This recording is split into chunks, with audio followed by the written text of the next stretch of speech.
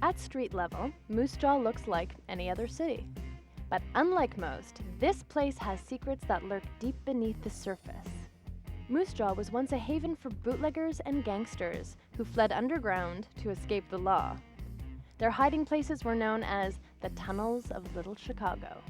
Well, the Tunnels of Little Chicago, what that refers to are the tunnels that are underground that were dug by actually Chinese immigrants who worked for the CPR. When the CPR was constructing its lines across Canada, we were the main divisional point between Winnipeg and Calgary. The Chinese workers who chose to remain in Canada when the railway was done faced a lot of discrimination. When they were denied housing, they were forced to build the tunnels to live in. But many chose these conditions rather than face worse hardships at home in China.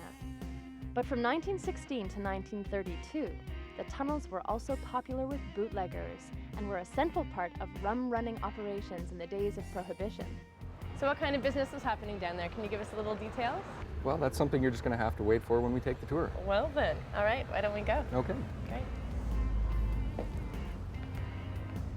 I hope you're ready.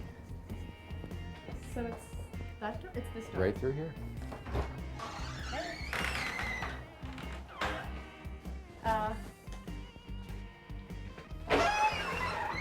Okay. Right through here. Very interesting. I never would have guessed that that was the door into this place. Nothing is as it appears to be down here. I guess not. Is this all original furniture? Actually, everything that we have down here has been donated to us or given to us on loan by people from across the province of Saskatchewan. And we've also got a lot of our information from people who in this area who were actually around during the 1920s and whatnot. Great dress. Yeah, Hi that's there. Mitzi. How's it going, Mitzi? Looking good. $2. Hey, I won't ask about that. Okay. Through here? Yeah, right through here. It's a pretty big room. Well, this actually is right underneath a shoe store. Oh yeah? Yes, shoe store up above was Mickey's shoe store, and that's Mickey sitting down there at the table. And he brought his best customers and good friends down here for customized shoe jobs. This friend of his looks a lot like Philip Brown. Anyway, so tell me, these shoes, they actually did make shoes. It wasn't just used to hide alcohol in the boxes kind of thing. No, Mickey actually did make customized pair of shoes down here for some of his best customers, and you'd pay the same for those as you pay for a normal pair of shoes. The only difference is they fit better. But after business hours, that's when the real action began down here. See, after business hours were done, Mickey would lock up his shop, he'd come back down here, he would bring his best friends in through this door with a secret knock. That was the knock to come into the room. Whenever Mickey heard it, he knew it was one of his best friends, and he'd bring about 4 or 5 in each night to come sit around the table over here.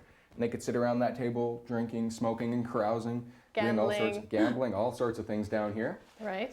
Now, they were pretty safe down here, but once in a while, A.G. Hawks was the liquor commissioner in this province, and his men would end up getting a tip-off. Something not so right was going on down here, and they come down. You've got 30 seconds to open the door, then we kick it in. Oh my God. Well, once that happened, Mickey, he knew exactly what to do because he's been through it before. He would grab all the cards and money off the table, throw it into a shoebox, and at that time there was over 400 shoeboxes in this room, so we had plenty of places to hide that. Right. Then he would grab the bottles off the table and make his way over here to the stovepipe. Now, as you can see, this rope inside the stovepipe, it was there back then as well. And on this rope, every ½ inch to an inch were leather sacks the bottles fit into just nicely. So Mickey could slip the bottles into the sacks, give a tug on the counterweight that was up there, and the pulley system pulled the rope and the alcohol to the roof of the building above and keeping it well hid. Brilliant. So he did all this in 30 seconds? He did this in less than 30 seconds because he still had to get his friends out of here. Oh, right. Yes. Now, of course, they can't go through that door because that's where Hawks is. They go through there, they're going to get arrested, so they would instead make their way right through the door over here. Oh, not the door we came through, another door. So where are we now? Well, we're now in an area dedicated to the history of the Chinese immigrants, the ones who actually dug the tunnels. This area right here, a Chinese laundry. Of course, this is where the Chinese would earn money to pay a head tax. The head tax, of course, made them the legal citizens of Canada. Oh. Now, families for 25 cents a week would have their laundry brought down here. It was washed, dried, pressed, and folded, returned to them in the middle of the next night. Now, right here, the sleeping quarters for the Chinese. Now, normally, we're used to putting one person in each bed, but the Chinese were very crowded down here. In fact, there was usually anywhere between 50 to 60 people in a small area like the one we've just traveled through, and they would actually fit about 3 people in each bunk at a time. It's like a work camp. Yeah, well, they put up the hardships here because it was still a lot better than the conditions they had back then in China. They just wanted a chance to start anew for themselves, and they knew there were going to be hardships. don't think they were quite prepared for what they had to do. And someone's in the bathroom, I guess. Yeah, he's just one of our tour guides. It's about 10 minutes before his shifts begin. Oh, come on.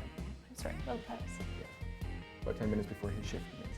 Now, Tunnel tours are offered 7 days a week from 10 a.m. until 7 p.m. Children under 5 get in free, so bring the kids. The whole family can enjoy this unique and mysterious look at an often forgotten piece of prairie history.